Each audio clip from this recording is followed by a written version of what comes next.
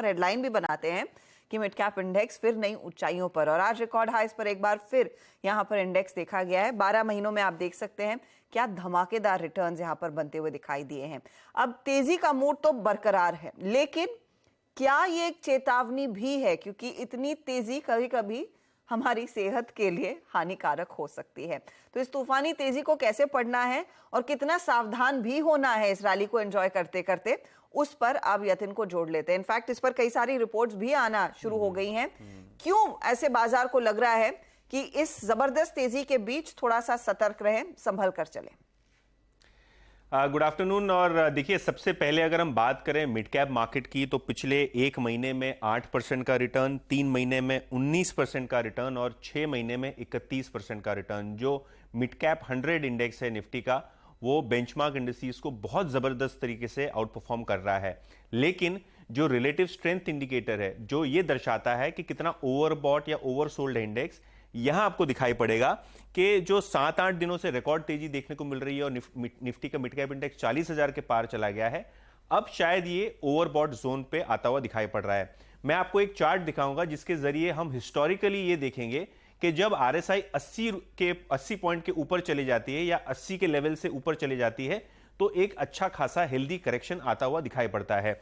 For example 2008 और 9 जब ये लीमन क्राइसिस हुआ था, तब आप देखेंगे कि जो मिड कैप इंडेक्स है वो लगभग 30-40% से करेक्ट हुआ था। थोड़ा आगे आ जाते हैं 2011-12 में, तो यहां भी दिखेगा जैसे ही 80 की आरएसआई के ऊपर हो जाता है 80, 85, 90 की रेंज में, तब आपको एक हेल्दी करेक्शन आता हुआ दिखाई पड़ता है और एक करेक्शन जो है काफी महीनों तक रहता है। इसके बाद 2019 और 2020-21 के अंदर आपको ये पर्टिकुलर आरएसआई ओवरबॉट लेवल पे आती हुई दिखाई पड़ेगी।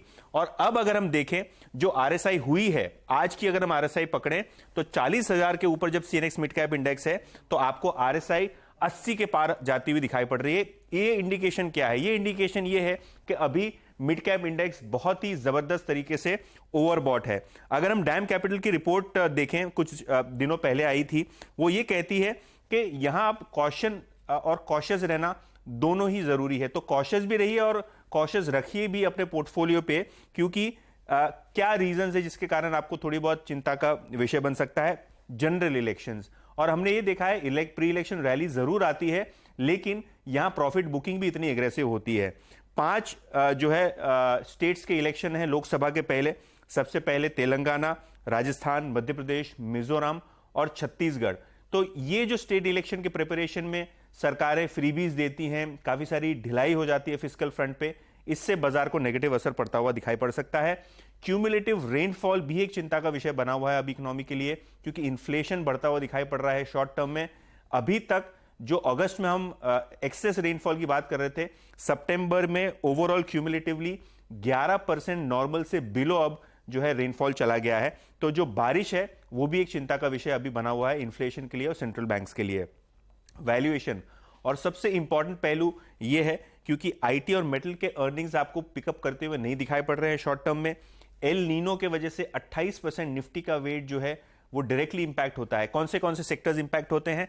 Auto, NBFC, cement, FMCG, real estate, consumer durables. So बारिश अगर कम हुई तो ये जो सेक्टर्स हैं जिनका लगभग 28 से 30% वेट है निफ्टी का, इस पे असर पड़ता हुआ दिखाई पड़ सकता है। हालांकि अगर हम बात करें मिड कैप्स की, तो निफ्टी 50 के मुकाबले लगभग 25% प्रीमियम वैल्यूएशन पे अब मिड कैप इंडेक्स चला गया है, जो कि एक चिंता का विषय है। लेकिन अच्छी खबर यह है कि अगर हम बात करें क्रेडिट ग्रोथ की, तो वो अच्छी है। गवर्नमेंट की स्पेंडिंग रूरल इलाकों में ज्यादा है जहां पिकअप की सख्त जरूरत है। एनएससी 500 की जो डेट टू इक्विटी रेशियो है, ये भी आपको इंप्रूव होती हुई दिखाई पड़ी है। FY18 में जो 1.4% थी वो 1.1% हो गई है, और बैंकिंग के एनपीए जो 6% थे FY18 में, अब महज 1% पे आ गए हैं FY23 में। तो ये एक सिल्वर लाइनिंग है कि शायद बैंकिंग सेक्टर में आपको प्रदर्शन इंप्रूव होता हुआ दिखाई दे, रूरल इकोनॉमी इंप्रूव होती हुई दिखाई दे।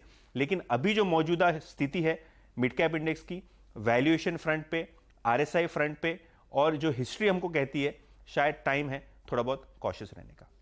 चले, तो सिग्नल्स सब आपके सामने हैं, इंडिकेशंस आ गए हैं, the writing is on the wall जैसे हम अंग्रेजी में कहते हैं। अब इसे कैसे पढ़ना चाहिए उस पर भी बातचीत को आगे बढ़ाएंगे, लेकिन लेंगे एक छोटा सा ब्रेक, और ब्रेक के बाद जोड़ेंगे देवेंद्र।